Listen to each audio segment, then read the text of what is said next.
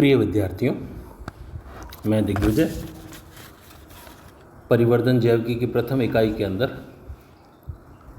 आखिरी जो उसका भाग है वो गैमेटोजेनेसिस का दूसरा पक्ष oogenesis, आज का व्याख्यान उस पर केंद्रित रहेगा।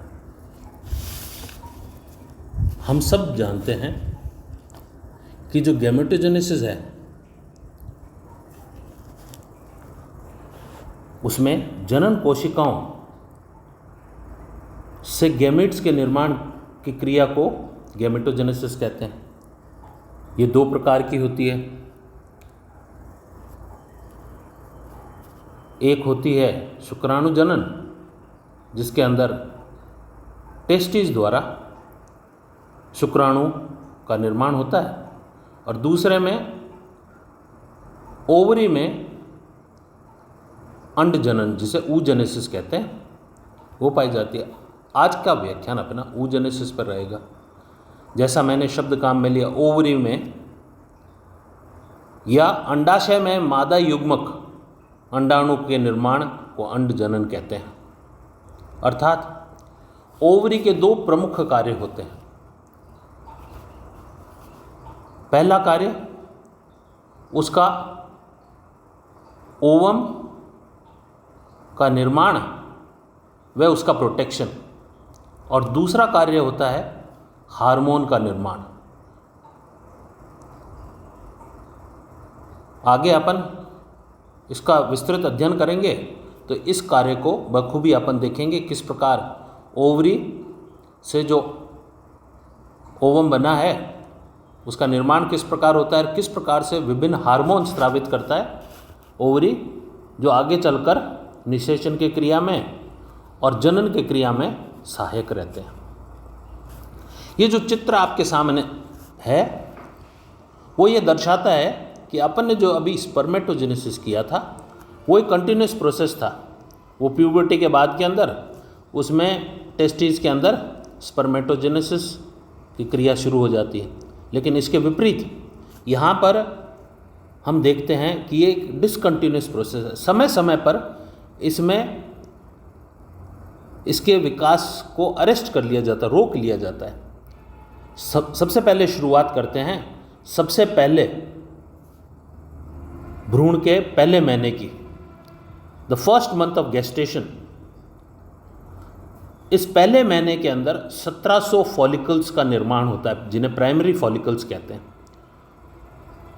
उनका गुणित मल्टीप्लिकेशन होता है पॉलीफ्रेशन के द्वारा, अर्थात इसमें माइटोटिक डिवीजन द्वारा, समसूत्रीय विभाजन द्वारा इनका विभाजन होता है। जो पहले महीने में 1700 प्राइमरी फॉलिकल्स होते हैं, दूसरे महीने में बढ़कर 6 लाख हो जाते हैं, और यही 6 लाख पाँचवें महीने में 7 मिलियन की संख्या में हो जाते हैं।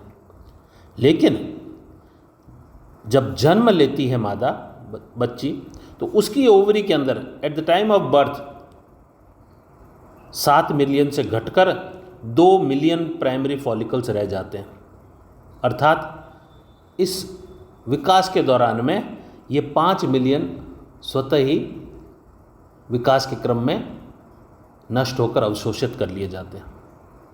अब ये जो 2 मिलियन जन्म के समय थे, जब उसमें वे व्यवस्था जिसे प्यूबर्टी कहते हैं, उस दौरान के अंदर ये मात्र 60 से 80 हज़ार ही रह जाते हैं प्राइमरी फॉलिकल्स, और ये एक ऊगेरियस कॉर्ड के रूप में उस किडनी के अंदर पड़े रहते हैं। अब वह व्यवस्था प्यूबर्टी के समय हमने पहले एक टर्म इस्तेमाल किया था, मेनार्च। मेनार्च वो अवस्था होती है जब ये मेंस्ट्रुअल साइकिल शुरू होती है लगभग 12 वर्ष की उम्र में, 10 से 12 वर्ष में। वहाँ से लेकर मीनोपॉज, जब तक ये मंथली मेंस्ट्रुअल साइकिल चलती है, ये लगभग 45 से 50 वर्ष के अंदर समाप्त हो जाती है। अर्थात ये जो रिप्रोडक्टिव एज है 12 साल से लेकर 45 से 50 वर्ष तक की, इस दौरान में इन जो व्यय व्यवस्था के समय 60,000 से 80,000 प्राइमरी फॉलिकल्स थे, इनमें से हर एक 500 में से एक ही अंडा बनेगा। अर्थात पूरे पीरियड के अंदर लगभग 400 प्राइमरी फॉलिकल्स ही ओवम में विकसित होते हैं। इसलिए इसको अपन डिसकंटिन्यूअस प्रोसेस कहते हैं।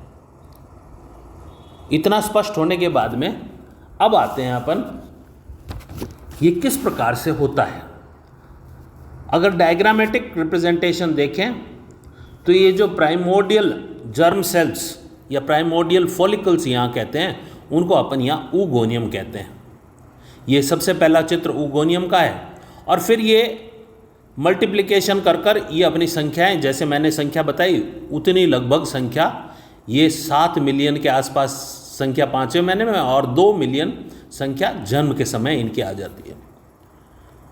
उसके बाद में अब जब बर्थ होता है, बर्थ के साथ इसका ग्रोथ फेज शुरू हो जाता है। ग्रोथ फेज के अंदर इसकी वृद्धि अवस्था है। इसकी वृद्धि अवस्था के अंदर इसके आकार में वृद्धि होती है। आकार में वृद्धि होने का 2 कारण है।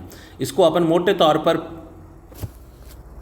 अपन इसको प्री विटेलोजेनेसिस, पित्तक पूर्व वृद्धि प्रवस्था और पित्तक वृद्धि प्रवस्था, इस 2 में विभाजित करते हैं।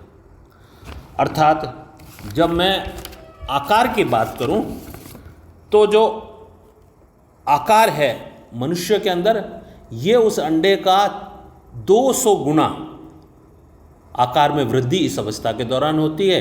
200 गुना ही मुर्गियों के अंदर इसके आकार में वृद्धि होती है।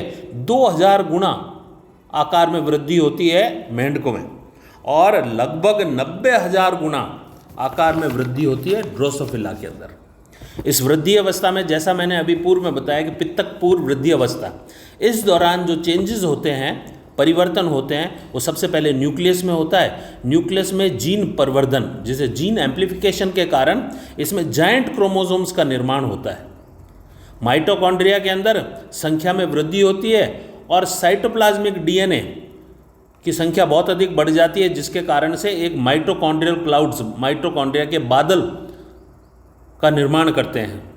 गोल्गी कॉम्प्लेक्स के अंदर अंडे के प्लाज्मा के नीचे स्थित कॉर्टिकल ग्रैन्यूल्स होते हैं, उनका निर्माण करती है। ये कॉर्टिकल ग्रैन्यूल्स आगे जब निषेचन होता है तो फर्टिलाइजन मेम्ब्रेन इस अंडे के बाहर की ओर एक अस्तर बनाती है, जिसके कारण आगे स्पर्म निषेचित नहीं करे उसको रोकने के लिए बनाती है। तो ये कॉर्टिकल ग्रैन्यूल्स का निर्माण भी इस अवस्था के दौरान में गोल्गी कॉम्प्लेक्स द्वारा होता है। इसी प्रकार से एंडोप्लाज्मिक रेटिकुलर भी आकार में वृद्धि कर कर बेलनाकार लैमेली आरएनए का संचय करने लगते हैं।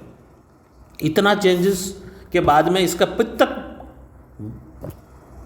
में होने वाले वृद्धि, जिसे विटेलोजेनेसिस का है, उसमें यकृत द्वारा पित्तक का निर्माण किया जाता है और रक्त के माध्यम से अंडे तक इनको पहुंचाया जाता है। पित्तक पोषण का, अंडे में ध्रुवता निर्धारित करने का व आकार व मात्रा के आधार पर अंडों को वर्गीकृत भी करता है। योग के अलावा ग्लाइकोजन, लिपिड्स, ऑयल ड्रॉपलेट्स, यह भी अंडे के अंदर पोषक तत्व के रूप में इस ग्रोथ अवस्था के अंदर, वृद्धि अवस्था के अंदर संचय किए जाते हैं।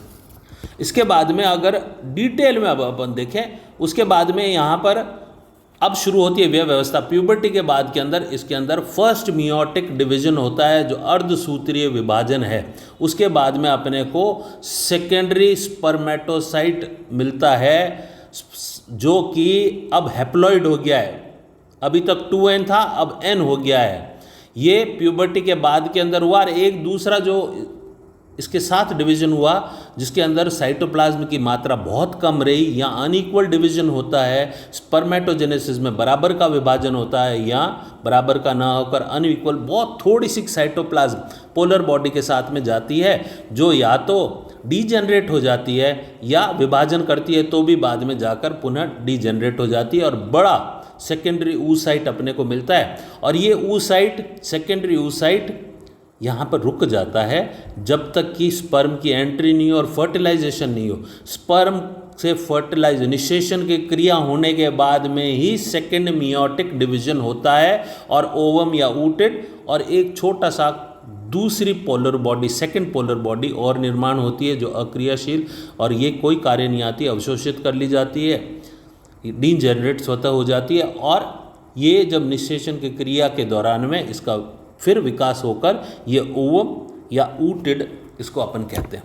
अगर इसको डायग्राम, अभी इसको शब्दों में अगर वर्णन करना हो तो ये पूरा अंग्रेजी में दिया गया, जो मैंने अभी आपके सामने कहा है वो सारी चीज़ें इसके अंदर दी गई है कि कब क्या क्या होता है। इसको थोड़ा सा आप ध्यान से करेंगे तो पूर्णतः स्पष्ट हो जाएगा कि पहले ऊगोनिया बना, ऊगोनिया के बाद में प्राइमरी oocyte बने, ये दोनों डिप्लॉयड कंडीशन कहते हैं। और फिर बाद के अंदर इसके अंदर ग्रोथ की अवस्था होती है, ग्रोथ में क्या क्या चेंजेस आते हैं वो मैंने अभी आपको पूर्व में बताया। उसके बाद में इसमें जब फर्टिलाइजेशन, स्पर्म की एंट्री होती है, उस समय उसके अंदर विभाजन होता है। विभाजन होने के कारण, क्योंकि इसका विभाजन रुका रहता है, क्यों, इसके अंदर सेंट्रियोल का अभाव होता है। सेंट्रियोल के अभाव के कारण से इसमें विभाजन रुका रहता है। सेंट्रियोल, जैसा कि स्पर्म के अंदर मैंने डायग्राम में बताया था कि जो न्यूक्लियस होता है, केंद्रक, उसकी खांच के अंदर प्रॉक्सिमल सेंट्रियोल पाया जाता है। वो प्रॉक्सिमल सेंट्रियोल यहाँ पर अंडे के अंदर स्पर्म के साथ में आता है और ये सेंट्रियोल ही आगे इसमें डिवीजन करता है। यहाँ उस सेंट्रियोल के, स्पर्म के सेंट्रियोल से इस ओवम का विभाजन होकर इसका मैच्योरेशन होता है। ये सारा जानने के बाद में आखिर के अंदर अपने पास में आता है कि विभिन्न प्रकार के जो अंडे अपने को प्राप्त हुए हैं वो किस किस आकार के हैं। जो ए डायग्राम है वो अंडा मनुष्यों का है, मादा का अंडा है। दूसरा बी है, ये मेंढक का अंडा है। तीसरा अंडा जो सामने दिख रहा है ये मुर्गे का है, जिससे हम सब परिचित हैं। और जो आखिरी है, ये जो लंबवत चपटा साक है, ये अपने कीट का, इंसेक्ट्स का है। ये विभिन्न प्रकार के अब अंडों के आकार के आधार पर इनको दर्शाया गया है। अगला व्याख्यान अपना फॉलिकल, ओवरी के अंदर पाए जाने वाले फॉलिकल्स और उनमें होने वाले विभिन्न परिवर्तन अलग अलग, और उनके द्वारा स्रावित होने वाले हार्मोन्स, उनके बारे में अपन चर्चा करेंगे। प्रिय विद्यार्थियों, मैं आशा करता हूँ कि मैं समय समय पर आपको असाइनमेंट्स दे रहा हूँ। आप निश्चित रूप से उन असाइनमेंट्स को ध्यान से देखकर उन पर कार्य कर रहे होंगे। और अब भी आपको अगर उनमें किसी प्रकार की कोई समस्या आती है, आपकी कोई भी उससे संबंधित जिज्ञासा हो, आप निश्चित व्हाट्सएप के माध्यम से या मेरे व्यक्तिगत मोबाइल नंबर पर आप बात कर आपकी जिज्ञासा को शांत कर सकते हैं। धन्यवाद।